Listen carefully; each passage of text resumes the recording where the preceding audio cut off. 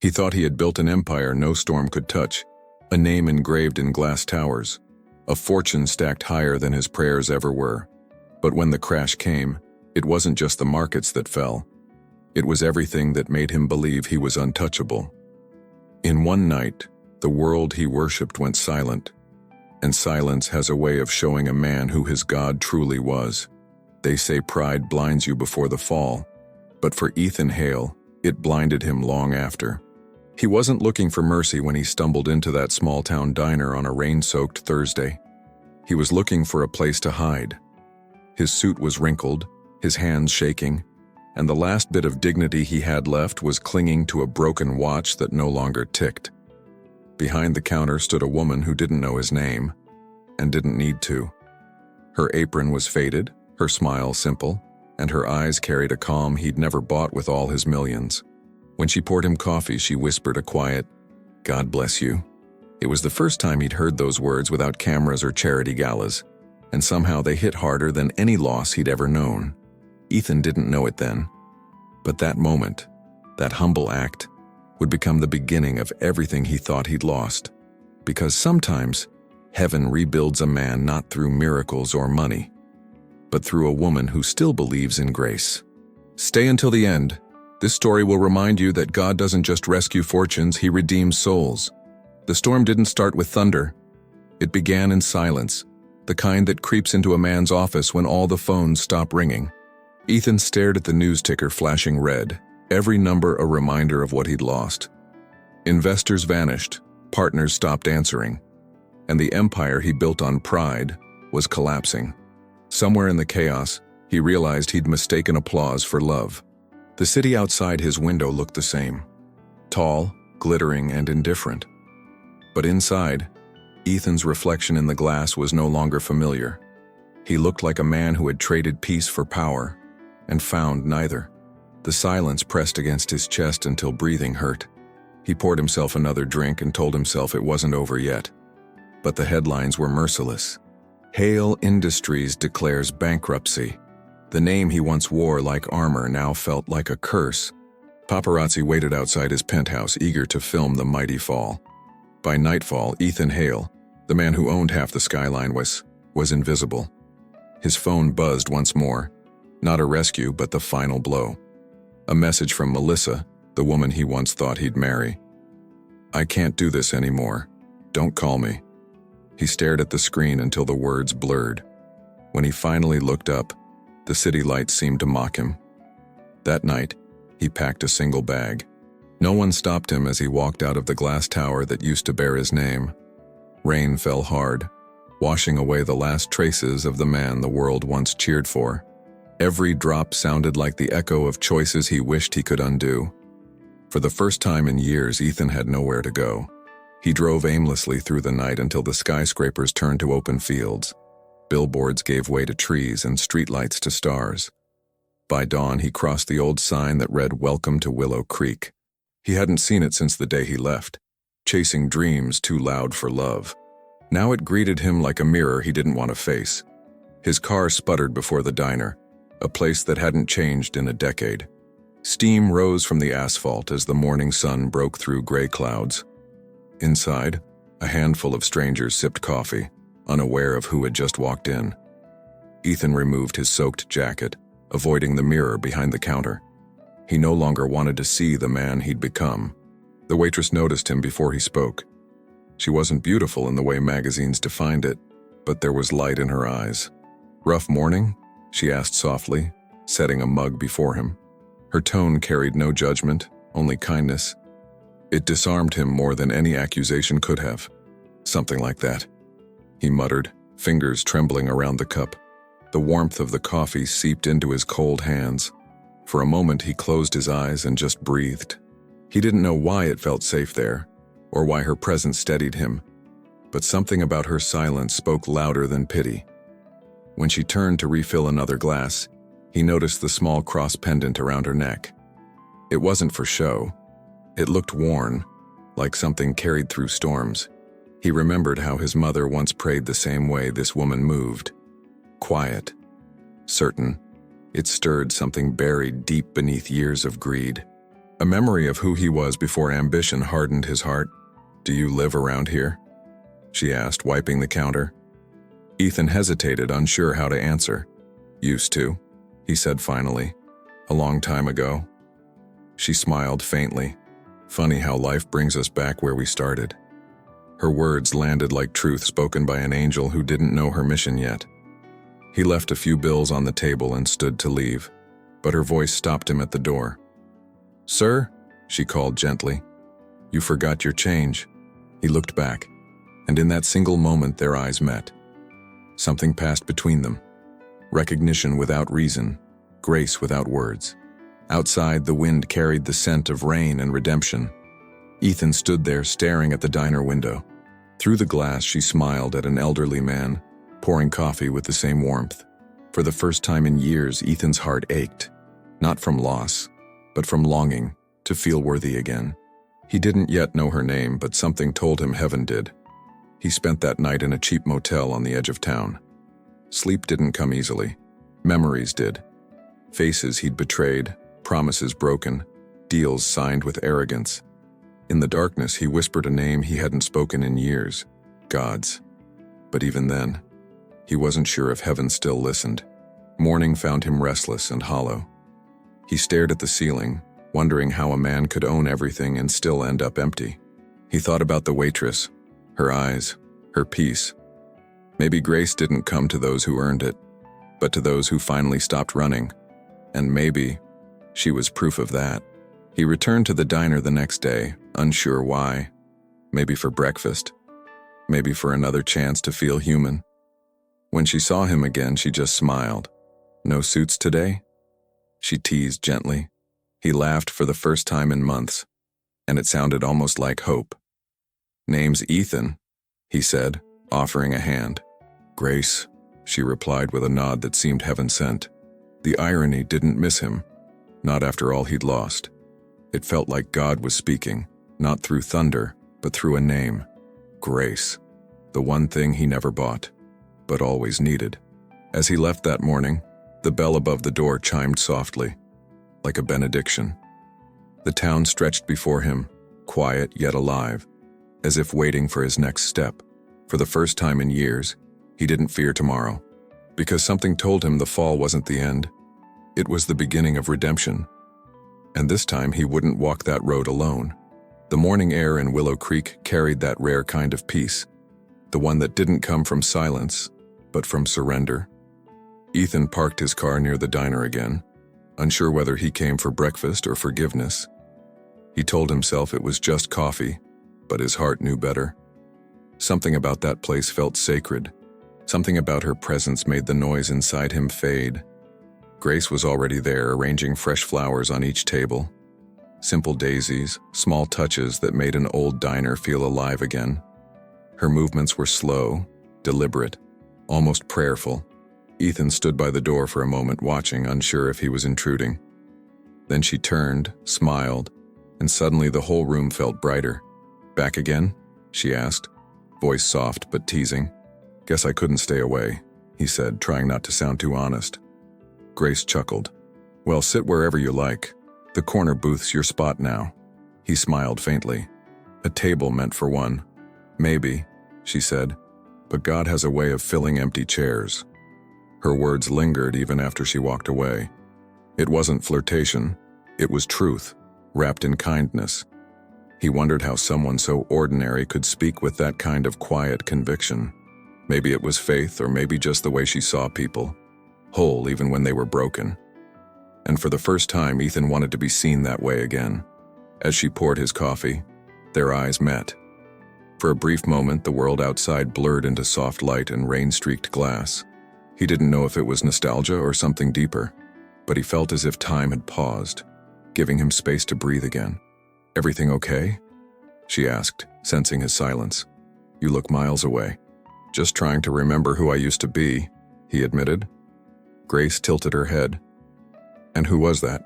A man who thought he had all the answers." She smiled gently. "Maybe you just needed better questions." Ethan laughed quietly, not because it was funny, but because she was right. Behind the counter, Grace greeted an elderly couple with warmth that filled the room. She remembered their orders, their stories, their small joys. Ethan realized she didn't just serve people. She cared for them. It was as if every plate she carried came with a prayer, and he wondered what it would feel like to be part of that prayer. The bell above the door rang again. A group of businessmen entered, loud and impatient, dressed like the version of him that once existed. Their voices filled the diner with arrogance. Ethan watched them, feeling a strange mix of shame and distance. He no longer belonged to that world, and maybe that was mercy. One of the men snapped at Grace for being too slow. Her smile didn't falter. "I'll be right with you, sir," she said softly. But Ethan saw the flicker in her eyes, not weakness, but restraint. The same Grace that had once made him feel unworthy now made him protective.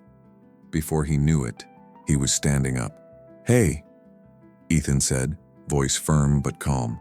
She said she'll be right there. The men turned, recognition dawning as one of them whispered, "Isn't that Hale?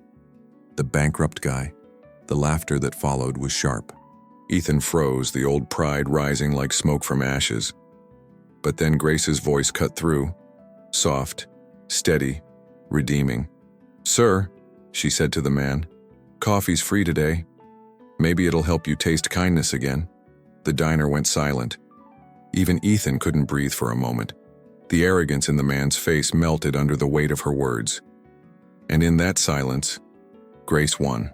When the men finally left, Ethan sat back down. Grace joined him for a moment, wiping the table as if nothing had happened. "I'm sorry," he said. "You didn't have to step in." She smiled. "Neither did you. But sometimes, doing the right thing isn't about winning. It's about not losing yourself again."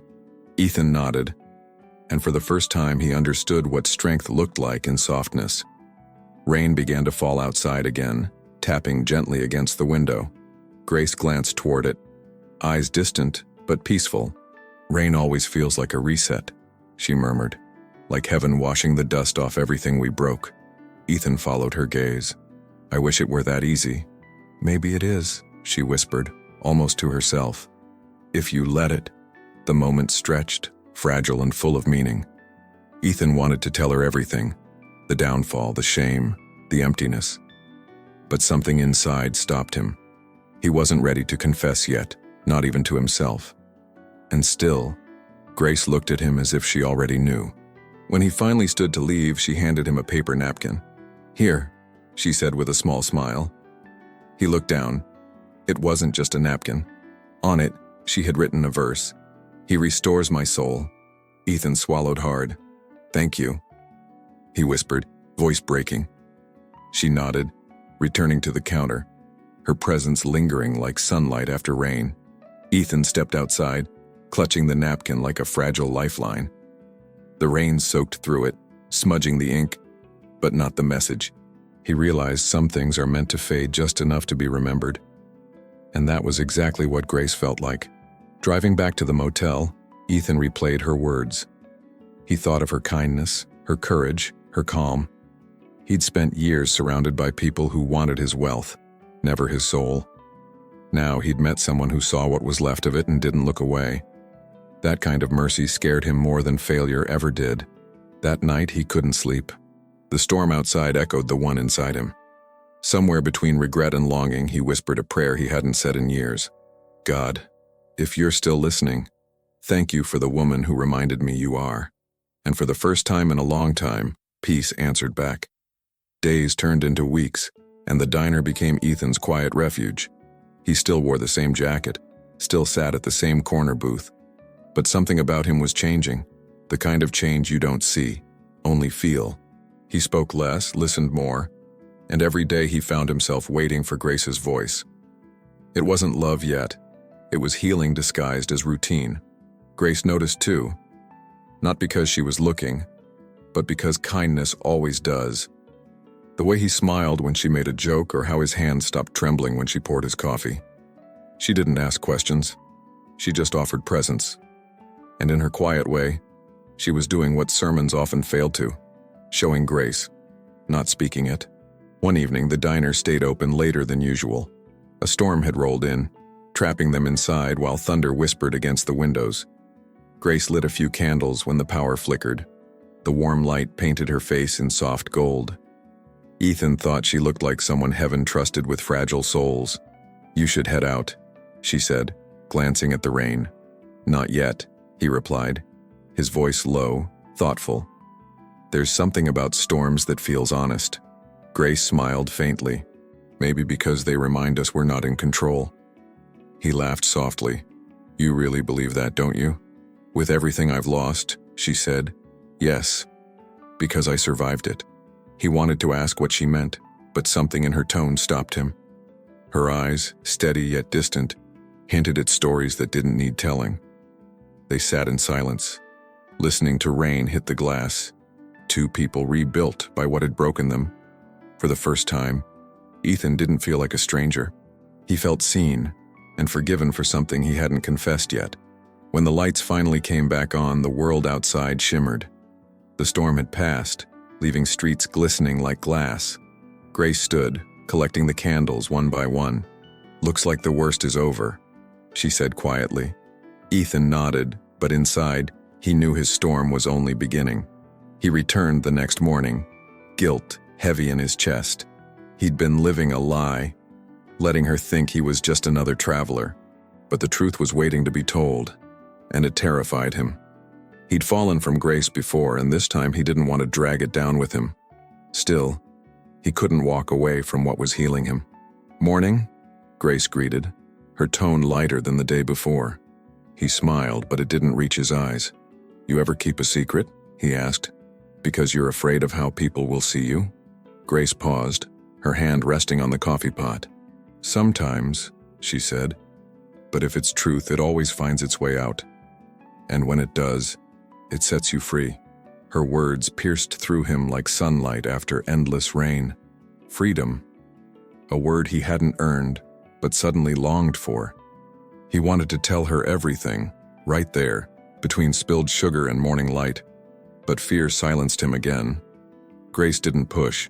She simply smiled, as if she already knew the story he couldn't say aloud.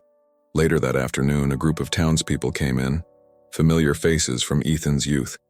They didn't recognize him at first, but whispers travel fast in small towns. "Isn't that Hale?" someone murmured. "Didn't he go bankrupt?" Ethan felt the air shift, judgment thick as smoke. Grace's hand brushed his briefly, grounding him without words. She looked at the crowd and said softly, "We all lose things. Some just lose them louder." Her voice silenced the murmurs, commanding respect without raising volume. Ethan's throat tightened. No one had ever defended him when he was on top, but she did when he was at his lowest. It felt like Grace never asked for his past, only his presence. After closing time, Grace locked the door and leaned against it, tired but peaceful. Ethan lingered, unsure if he should leave or thank her. "You didn't have to do that," he said quietly. "I know," she answered, "but kindness doesn't ask permission, it just shows up." Something in her simplicity broke him more than loss ever had. "Grace," he began, his voice rough with emotion, "there's something I should tell you." She turned, eyes steady, not afraid. "You don't owe me your past," she said gently, "but maybe you owe yourself the truth."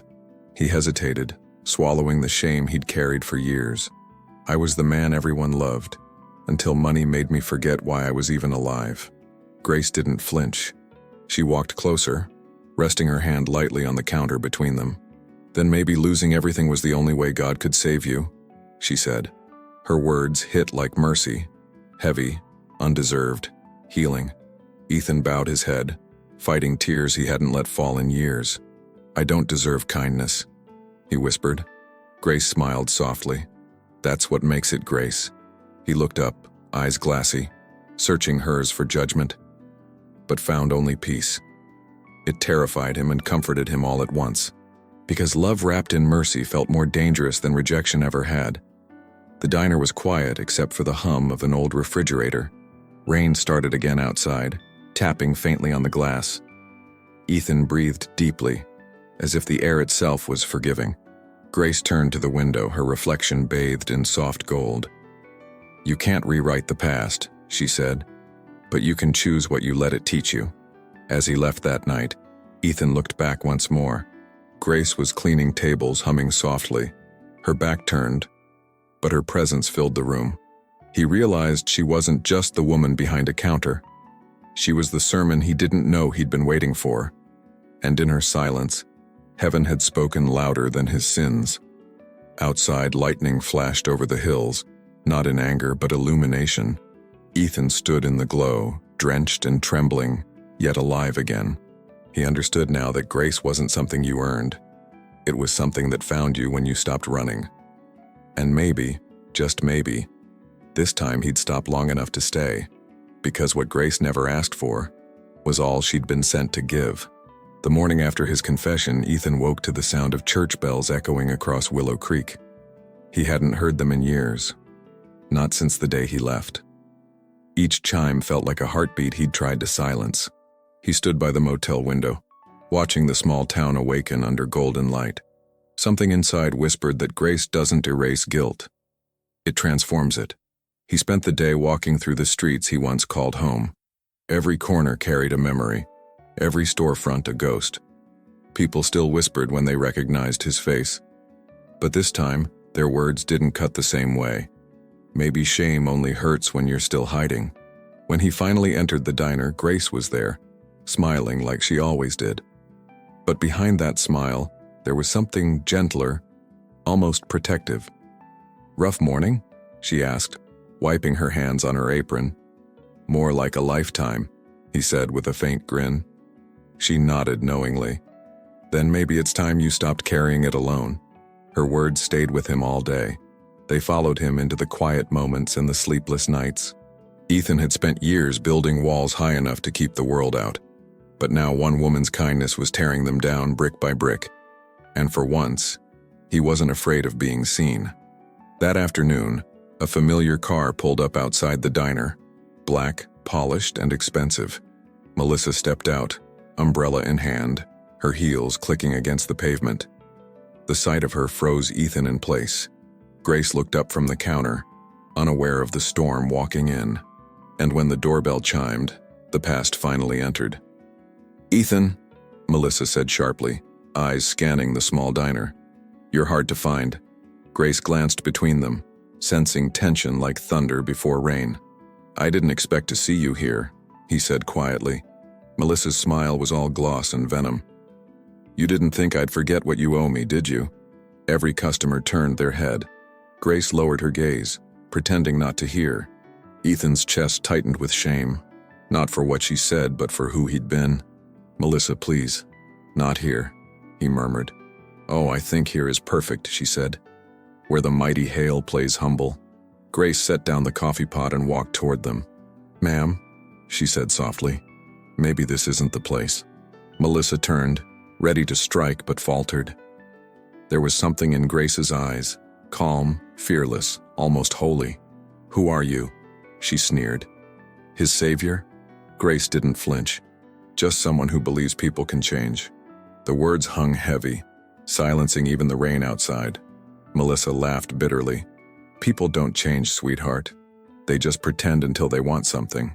Ethan spoke before Grace could. "She's right about one thing," he said. "I used to be that man." Grace looked at him, eyes filled with quiet strength.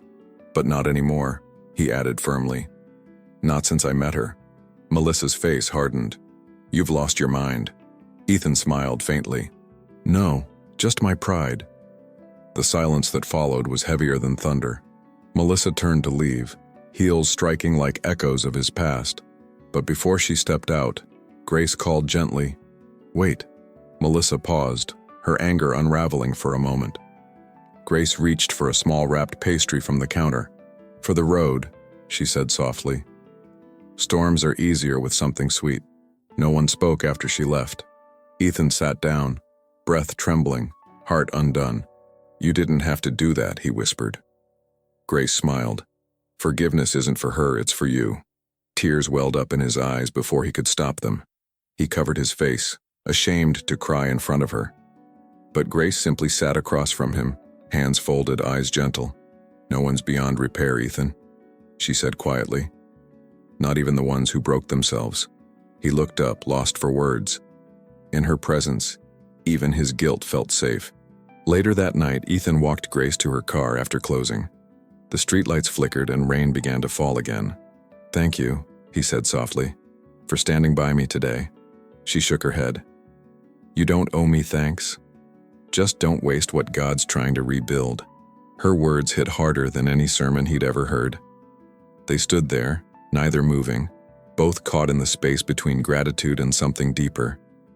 He wanted to say her name, to tell her how much she'd changed him. But Grace looked up at the rain and whispered, "Some blessings aren't meant to be rushed."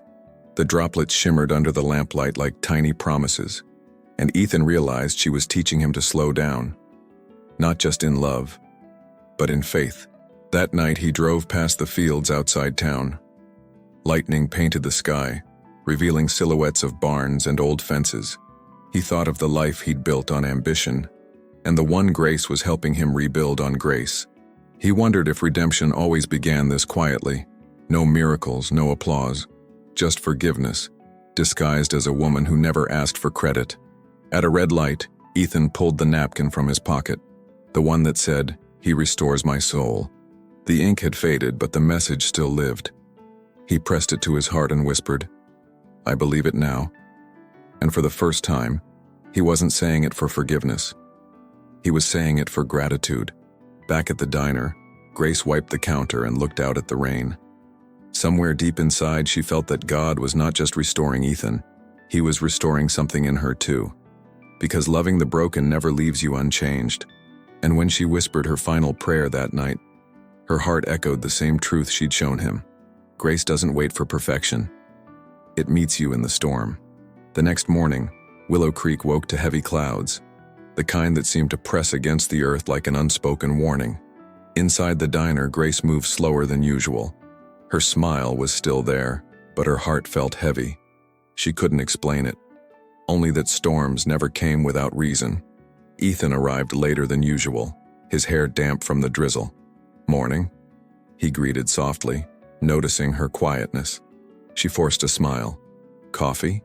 He nodded, studying her face, the way her eyes flickered like candlelight before wind. He could feel it. Something in her was bracing for impact. When the doorbell chimed again, the air shifted. A man in a dark suit entered, his presence commanding attention. He carried a leather folder and a smirk that didn't belong in small towns. "Mr. Hale," he said smoothly, "I've been looking for you." Ethan's stomach turned. The city had found him. Grace froze mid-step, coffee pot trembling slightly. The man continued, his voice loud enough for the room to hear. "Court dates next week. The board is moving forward with the fraud charges." Gasps rippled through the diner, and for the first time, Grace saw fear in Ethan's eyes. He stood, jaw tight, voice trembling. "I told them I'd fix it," he said. "I didn't steal. I trusted the wrong people." The man smirked. "Tell that to the judge." He dropped the papers on the counter and left, the doorbell ringing like a verdict. Grace stood motionless, staring at the documents that carried Ethan's ruin. No one spoke. The quiet in the diner felt heavier than thunder. Ethan gathered the papers with shaking hands. He didn't look at Grace. He couldn't. The man he was trying to bury had just followed him home. After everyone left, Grace finally approached him. "Ethan," she whispered, "is it true?" He hesitated, the truth clawing at his throat. "I didn't take their money," he said, "but I let it happen." I looked away. Grace closed her eyes, not in anger, but in heartbreak. "I wanted to believe you'd changed," she said softly. "I did," he replied, voice breaking. "I swear, I did." Tears welled in his eyes, but Grace looked away. "Then why does your past still hurt the people around you?" The question landed like a wound no apology could heal. He tried to speak, but her silence said everything. She turned toward the window, watching the rain pour harder. "I prayed for God to send me someone I could trust," she whispered. Ethan's chest tightened. "And he did," he said. "You just didn't know I'd need saving too." But her eyes filled with tears. Mercy had met its breaking point. That night, Grace didn't go home right away. She sat alone in the darkened diner, the storm still raging outside. The coffee grew cold beside her untouched plate. She wasn't angry, just torn between faith and fear. "Lord," she prayed quietly, "help me see him the way you do, even when I can't understand." Across town, Ethan sat in his car, soaked and hollow. He'd fought to change, but maybe change wasn't enough. He thought about leaving again, sparing her the burden of his past. But a memory of her voice echoed in his mind. Don't waste what God's trying to rebuild. He realized running was just another form of pride. The next morning, Grace found an envelope taped to the diner door. Her name written in shaky handwriting. Inside, a note and the small cross pendant Ethan had bought at the local church. The message read, "I'll face what I ran from. Thank you for teaching me how." Her knees weakened as tears blurred the words. She clutched the pendant in her hand and whispered, "Don't let him fight alone." Then, gathering her courage, she locked up early and drove toward the courthouse. Rain followed her like destiny. She didn't know what she would say, only that love without presence isn't love at all. And she refused to let fear decide what Grace would do. When she arrived, Ethan was already outside, drenched and waiting.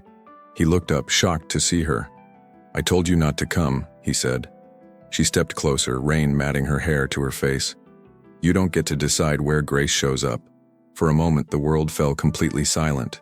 Inside the courthouse, whispers spread as they walked in together. Ethan stood tall, his voice steady as he told his story. No excuses, only truth.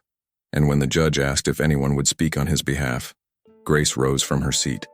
Her voice trembled, but her conviction didn't. "This man lost everything," she began, "but I saw him find something worth more: humility, honesty, and faith." Her words filled the room like light breaking through a storm. Redemption isn't about erasing mistakes. It's about learning to live forgiven. The courtroom fell into silence, moved by something unseen but undeniable. Ethan closed his eyes, tears falling freely. When it was over, Ethan walked outside into sunlight for the first time in weeks. Grace followed, quiet but steady beside him. "They'll still judge me?" he said softly. "Let them," she answered. "Grace doesn't need their approval, just your surrender." He turned to her, and for the first time truly believed he could start again. They stood in the street, the sky clearing slowly above them.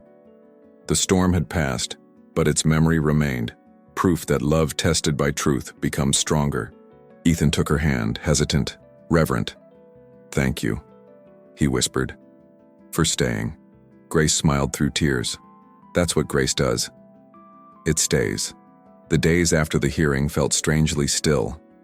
For the first time in years, Ethan didn't wake up to chaos or fear. No headlines, no board meetings, no noise, just quiet. It was a silence that didn't accuse him anymore. It invited him to breathe. And somewhere inside that calm, something sacred began to grow. He started helping around the diner, fixing a leaky sink, repainting the back door. Grace pretended not to notice, but her eyes softened every time he did. There was no debt between them now, only shared purpose. He worked quietly, as if each nail and brushstroke was a prayer. And in that ordinary rhythm, redemption found a home. The townspeople, once skeptical, began to soften too. Ethan didn't defend his past. He simply showed up, day after day. When the church roof needed repair, he volunteered first. When an old man's truck broke down, he was there before sunrise. Grace watched, realizing that grace itself had started to look like him. One evening, the diner was nearly empty. Just them, a pot of coffee and rain whispering against the glass. Grace wiped the counter, humming an old hymn her mother used to sing. Ethan listened, leaning on the stool, his heart full but calm. He didn't dare interrupt. Her song felt like prayer in motion, and for the first time, peace didn't feel borrowed. It felt earned. "Do you ever miss it?" Grace asked suddenly, her eyes still on the window. "Miss what?" "The city, the noise, the life you left behind." Ethan shook his head slowly. "I thought success would make me whole. But peace feels richer." She smiled softly. "That's because peace doesn't come from more. It comes from enough." The simplicity of her words hit deeper than sermons ever had. He wondered if she knew how often heaven spoke through her. "Do you ever get tired of carrying everyone's burdens?" he asked gently. Grace laughed under her breath. "Sometimes. But that's when God reminds me I was never meant to carry them alone. Her gaze drifted to him. That's why people like you come along. He wanted to tell her what those words meant to him, but the lump in his throat made it impossible. Instead, he reached for the coffee pot and refilled her cup. Their hands brushed, a brief touch that carried 1,000 unspoken truths. Neither pulled away. It wasn't romance. It was reverence. Outside, the rain deepened, and thunder rolled softly in the distance. Ethan looked out, remembering the first time he came here. Lost, angry, ashamed. The man staring back at him in the reflection wasn't the same. This version had scars, but they no longer bled. They told a story of survival and grace that stayed. Grace broke the silence first. "You know, I used to ask God for miracles," she said quietly. "And did he answer?" Ethan asked. She nodded. "Yes, but not the way I expected. I thought miracles were loud. Turns out they're usually quiet." He smiled. "Like the sound of someone not giving up on you?" She looked down, cheeks warming. "Something like that." The light flickered softly above them, golden and gentle. Ethan reached across the table, hesitant but sincere. "Grace, I don't know what happens next," he said. "But whatever it is, I don't want to walk through it alone." She didn't answer right away. She didn't need to. Instead, she placed her hand over his. It was a simple gesture, but to him, it felt like a covenant. No vows, no promises, just presence. And sometimes, that's how heaven begins its best stories. With two people brave enough to stay. As the night deepened, they locked up together. The rain had stopped, leaving the streets glistening beneath the street lamps. They walked slowly, their steps falling into rhythm. The quiet between them wasn't empty. It was holy. It felt like the pause between prayers. When you know God is listening. Ethan stopped under the awning, glancing at her. "I don't deserve this," he said softly. Grace smiled. "Neither do I. That's the point." He laughed, the sound blending with the dripping rain. Redemption had never felt lighter. When they reached her car, she hesitated before unlocking it. "Ethan," she said gently, "don't let peace scare you." He frowned slightly. "What do you mean?" "Sometimes, after years of chaos, calm feels like guilt. But it's not. It's God." Her words sank into him like sunrise after a long night. He nodded slowly, unable to speak. She smiled, stepping closer. "For what it's worth," she whispered, "you're not the man you were, and maybe you never will be again." Then she turned to leave, rain beginning to fall once more. But this time it didn't feel like a storm. It felt like cleansing. That night, Ethan sat on his porch, the pendant Grace once held glimmering in his hand. He didn't pray for success or forgiveness anymore. He just whispered, "Thank you." And somehow that felt like enough. Maybe gratitude was the language heaven understood best. Across town, Grace sat by her window, journal open, pen still. She didn't write about him. She wrote about grace itself. How it enters quietly, mends silently, and stays even when it's tired. And how sometimes God's plan isn't to give you what you lost, but to teach you why you had to lose it. Her heart was full, her spirit calm. Miracles had never felt so human. By dawn, the clouds parted, revealing a sky painted in light. Ethan watched the sun rise over Willow Creek, the town that had once watched him fall. The world was still. No applause, no noise, only peace, and the woman who reminded him who truly saves. And in that quiet between miracles, love was finally learning to stay. Willow Creek began to bloom again, touched by early spring. Fields that once mirrored Ethan's emptiness now shimmered in gold and green. Life was quieter but not stagnant. It was steady, intentional. Each morning he opened the diner with Grace, greeting familiar faces. And though their words were simple, their silence held everything. Grace had learned the rhythm of his breathing, calm when near, restless when far. Ethan, in turn, memorized the sound of her laughter, soft and rare as rain in summer. They didn't speak of love, they lived it in small gestures. A shared cup, a fixed chair, a prayer said for another. But deep down, they both knew. Grace that stays is always tested. One Friday morning, a letter arrived at the diner addressed to Ethan. The envelope bore a corporate seal from New York, the city that had once destroyed him. Grace placed it on the counter, her heart tightening as he hesitated to open it. He stared at it for a long time, fingers tracing the edges. Then finally, he whispered, "They want me back." The words fell heavy between them. Grace forced a smile. "That's good news, isn't it?" But her voice trembled, part of her afraid that redemption would demand distance. Ethan looked at her, guilt flickering in his eyes. "It's the job I used to dream about," he said softly, "but it doesn't feel like mine anymore." He tucked the letter away, as if postponing a decision might delay the pain. Grace pretended not to notice how his eyes clouded for the rest of the day. The customers came and went, laughter blending with clinking cups. But beneath it all, tension hummed like a hymn half forgotten. Love had entered the room quietly, and now it feared being left behind. That night, Ethan walked her home. The air smelled of rain and lilac, and the moon was a pale coin above them. Neither spoke for a long time. Finally, Grace broke the silence. "If you go, I'll understand." He stopped walking. "That's exactly why I don't want to." She looked up at him, her eyes shining. "Don't stay for me," she whispered. "Stay because God isn't finished with you here." Her faith was bigger than her fear, but it didn't make it hurt less. He wanted to promise he'd stay forever, but promises had broken him once before. So he simply said, "I'll pray for clarity." Days passed, and the letter stayed unopened in his drawer. Every time he tried to read it, something stopped him. Her voice, her kindness, her calm. He began helping more at the community center Grace led.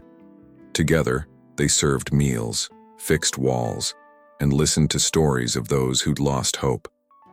And in those moments, Ethan saw what purpose truly looked like.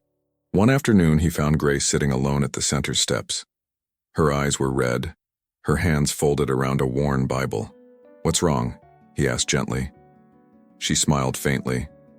"My mother's old health is failing again." He sat beside her in silence, knowing that presence speaks better than comfort. "Can I pray with you?" he asked softly. Grace nodded, tears falling freely now. They bowed their heads, hands intertwined, hearts trembling.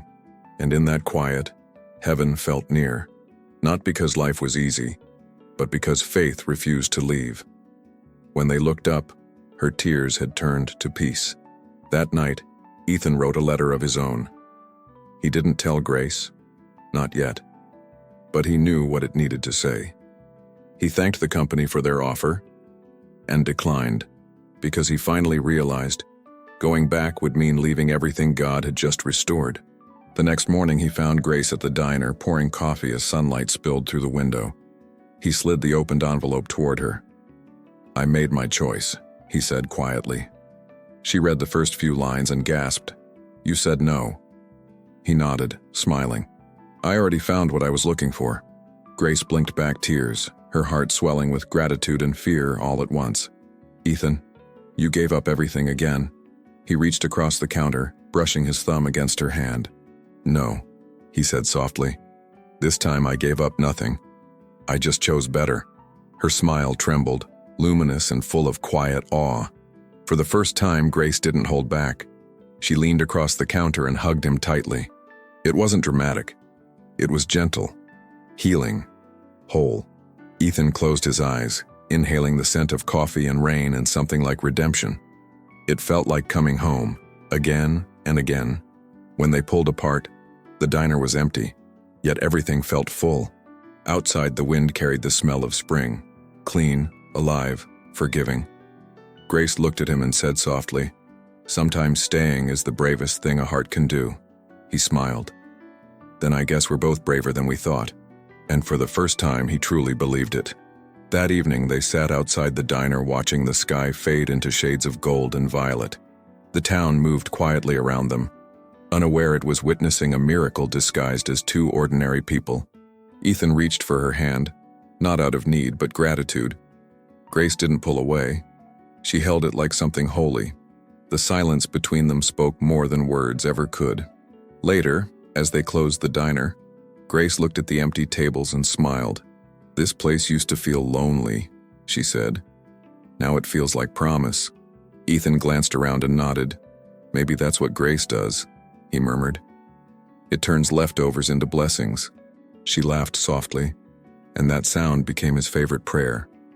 That night before sleeping, Grace wrote one simple line in her journal. He didn't just stay, he became home. Outside, the stars blinked through the clearing clouds, like heaven nodding in agreement.